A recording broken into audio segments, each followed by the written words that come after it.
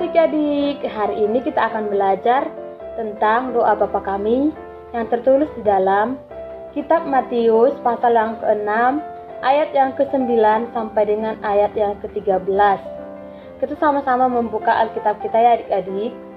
Kitab Matius pasal yang ke-6, ayat yang ke-9 dan sampai ayat yang ke-13.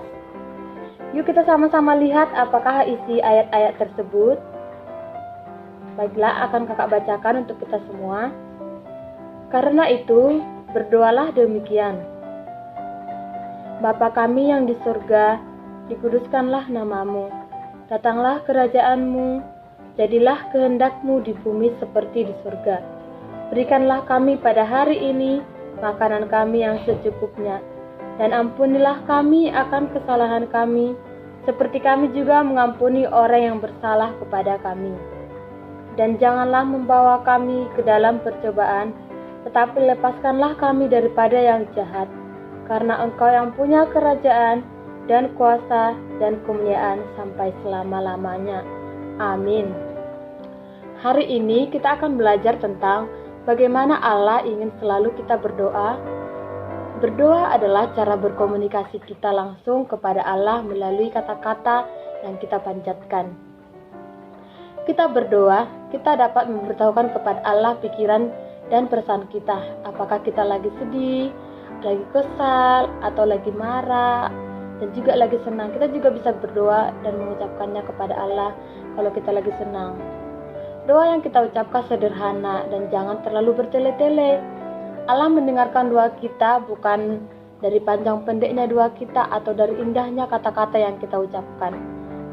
Tetapi Ia melihat dari ketulusan hati kita berdoa dengan sungguh-sungguh dari hati, kita mengucapkan apa yang ada di hati kita sebenarnya kepada Allah. Ketika berdoa, kita jangan menyombongkan diri dan menyombongkan diri. Allah tidak menginginkan doa dengan tujuan agar orang lain dapat melihat atau mendengarkan kegentaran kita dalam berdoa. Dia ingin kita berdoa di tempat yang tersembunyi dan merendahkan diri, mengucapkan syukur serta memohon ampun atas kesalahan kita. Contohnya di tempat yang sunyi, jangan ada keributan. Atau kita juga dapat berdoa di malam hari, di saat orang-orang telah tertidur, kita dapat berdoa di situ. Tapi jangan sampai ketiduran adik-adik, jangan sampai lupa aminnya. Atau kita juga boleh berdoa di pagi hari. Di pagi hari masih orang-orang belum bangun, kita dapat berdoa di tempat yang sunyi. Kita dapat mencurahkan isi hati kita di pagi hari. Contohnya kan, biasanya adik-adik bangun jam 7 gitu. Bisa dicoba bangun jam 6 untuk berdoa kepada Tuhan dengan tempat yang hening dan berdoa dengan setulus hati kita.